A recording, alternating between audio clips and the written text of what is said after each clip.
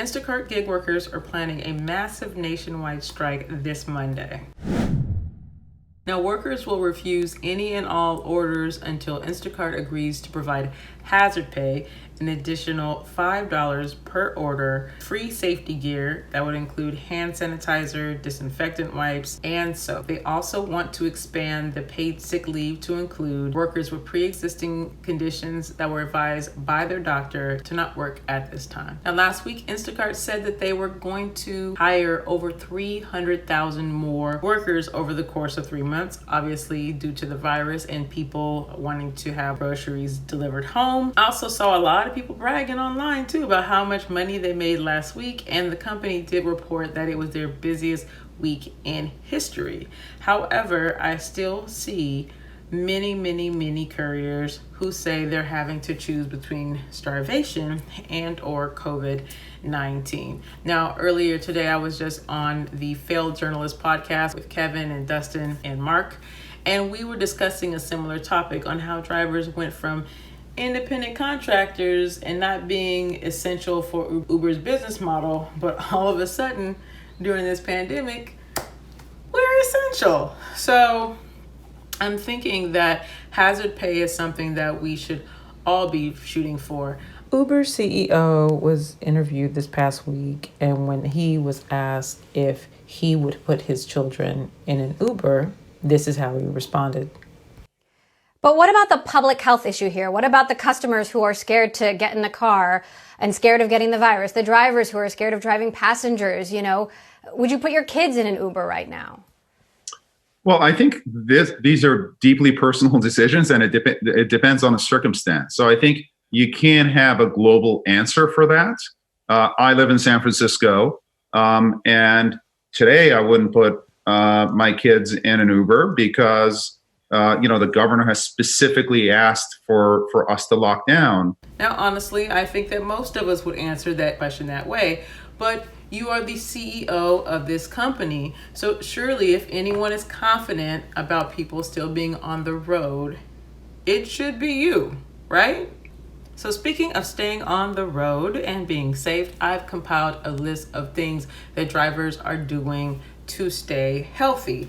I'm seeing folks buying these EPA recommended disinfectants like this one right here. Items will kill the virus, and I've included a list in the description. You can get them at a supermarket. If you can't find them at a supermarket, you can definitely get them at an Office Depot, Staples, 99-cent store. So they're out there. Also, you don't just want to spray this and wipe it off. You want to let it sit there for a bit, 10 to 15 minutes, allow it to dry, and then spray it again. Also, you don't spray and wipe off. You let it sit there for 10 to 15 minutes, allow it to dry, and spray again. You're going to clean every single surface of your car. Folks are cleaning door handles, buttons, seats, dash buttons, headrests, seat buckles, everything. Folks are wearing gloves and masks. Folks are not allowing riders to get in the front seat. People are taking their riders' temperatures. Folks are asking if their riders are sick. People are using plastic and glass barriers to separate themselves from riders. Oh boy. People are giving masks to riders. And this woman right here actually said that she was wearing hers upside down, and this doctor corrected her. People are rolling down windows and turning off air conditioner to increase circulation in the car.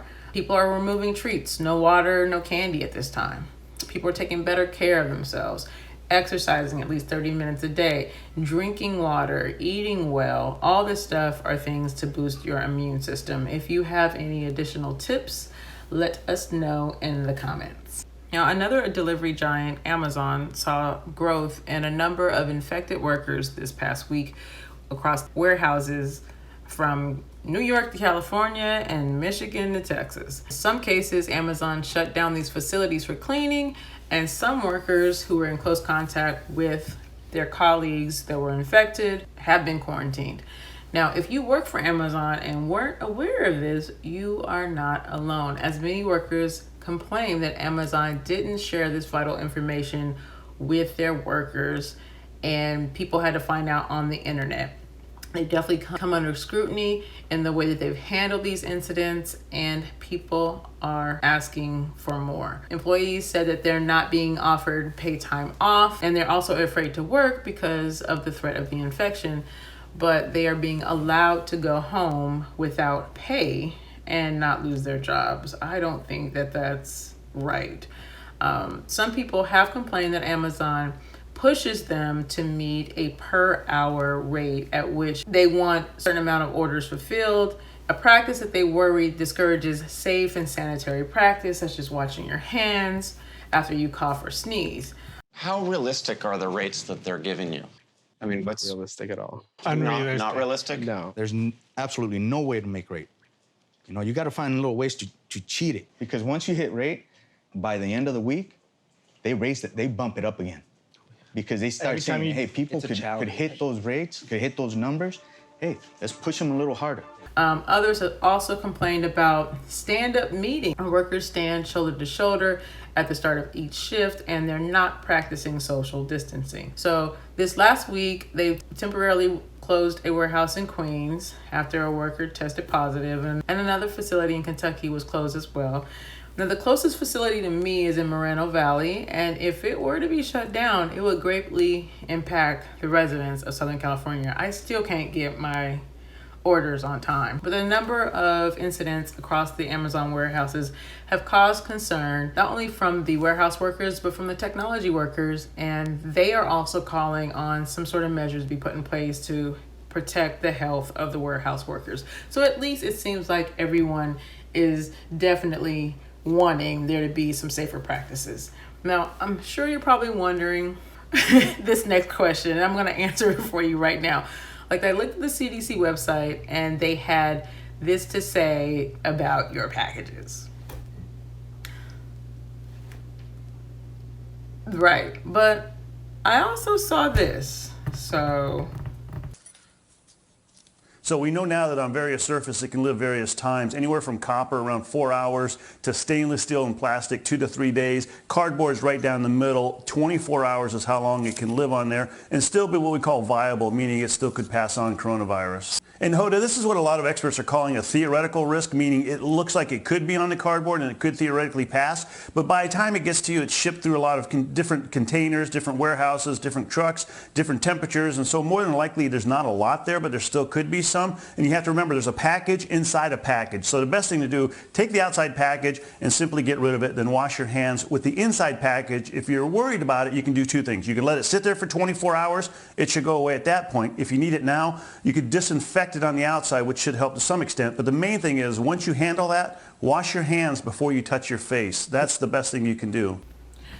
lastly, amid the pandemic, there seems to be another thing that's contagious, and the internet is buzzing about it.